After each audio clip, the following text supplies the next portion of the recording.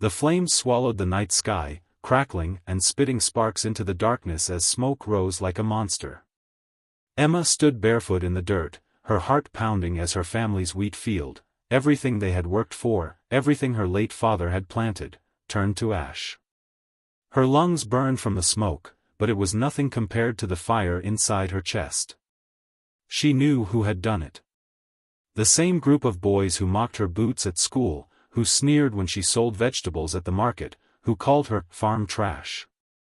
Tonight, they hadn't just insulted her, they had taken her future, stolen her father's memory, and laughed while doing it. And Emma swore to herself, through clenched teeth and tears running down her soot-streaked face, that she would not rest until they regretted it. The small town of Willow Creek was quiet by day but cruel by night for anyone who didn't belong. Emma had always been an outsider, the girl who worked in the fields while others went to football games.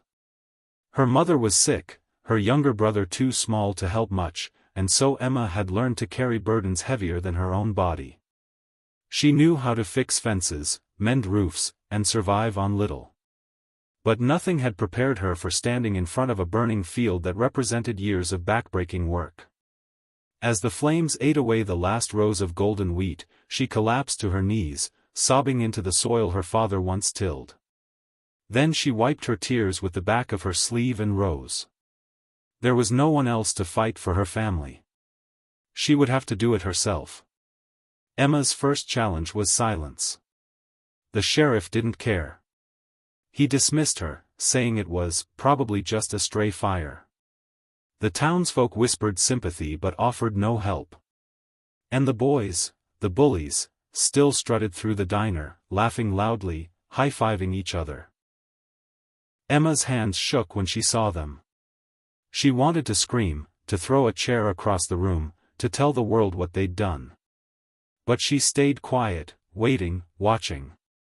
If no one would give her justice, she would carve it out herself. That's when the hunting began.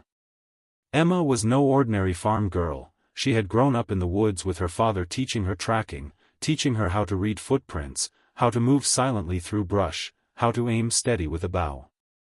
He used to joke she was half-ranger already. Now, those lessons were no longer games, they were survival. She started following the boys after dark, keeping her distance, blending into shadows.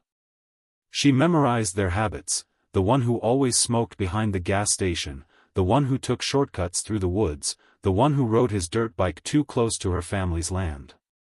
They didn't notice her. Not at first. Her second challenge was fear. She wasn't fearless, her heart raced every time she crept closer, every time she imagined being caught and laughed at again. Sometimes she questioned herself. What if she failed? What if this vengeance consumed her? But then she saw her mother coughing in the kitchen, her little brother trying to replant seeds into scorched soil, his small hands trembling with hopelessness. Fear turned into fuel. She would not let them live powerless anymore. The night of her first strike was stormy. Rain pattered against the trees as Emma crouched near the shed where one bully kept his prized dirt bike. She loosened the bolts, cut the brakes, and disappeared into the dark. The next day, he rode down Main Street, showing off as usual, until the bike failed him, sending him crashing into a ditch. He wasn't badly hurt, but humiliated, limping away while the whole town laughed. Emma watched from afar, her lips pressed tight. 1 down, 3 to go. Her third challenge was conscience. At night, as she lay awake, she wondered if she had gone too far. Was she becoming the very monster they thought she was? Her father's voice echoed in her memory, justice, not cruelty. Protect, don't destroy. But then she remembered the fire, the smell of burning wheat, her brother's tears. These boys had crossed a line no one should. They deserved to face consequences, and Emma was the only one strong enough to deliver them. Her next move was smarter, more precise.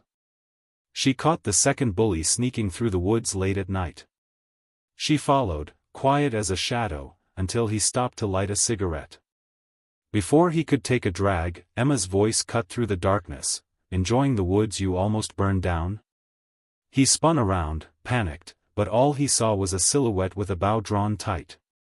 The arrow's tip gleamed in the moonlight. He dropped the cigarette, his voice cracking with fear. Emma didn't release it, she didn't have to. His scream as he ran through the trees was enough. Rumors spread quickly after that. Someone out there was watching. Someone wasn't afraid of them anymore. The bullies grew nervous, snapping at each other, paranoid. Emma had flipped the balance, now they were the hunted. But she knew the real challenge was coming. The leader. The one who had lit the match that burned her father's field. He was arrogant, bigger than the others, and convinced he was untouchable. Emma prepared for him differently. She didn't want fear or humiliation this time. She wanted truth. She spent days planning, watching his routine. Finally, she lured him out to the barn with a trail of footprints in the mud.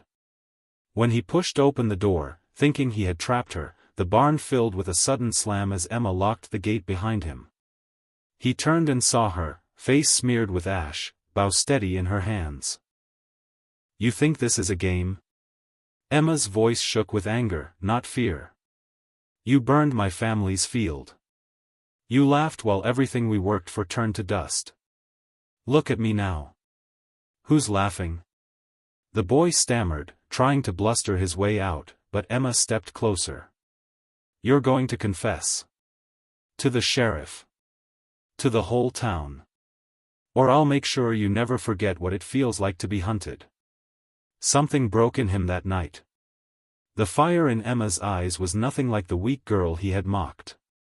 It was the fire of someone who had lost everything and built herself into steel. He confessed. Not just to her, but to everyone. The sheriff finally listened when faced with undeniable guilt. The boys were punished, their families made to pay restitution, and Emma's family received help to start again. The field would never be the same. The scars on the land ran deep, but so did the strength in Emma. She had faced silence, fear, and conscience, and she had come out unbroken. Her town no longer saw her as the farm girl they could mock. They saw her as the girl who stood up when no one else would. And Emma learned something too. Hunting them down wasn't about revenge, it was about reclaiming her power, showing her brother that no matter how cruel the world could be, they would not bow to it. They would rise from ash, stronger than before. The message lingered long after. When life burns down your field, you don't just mourn in the smoke, you rise, you fight, and you become the fire they never saw coming.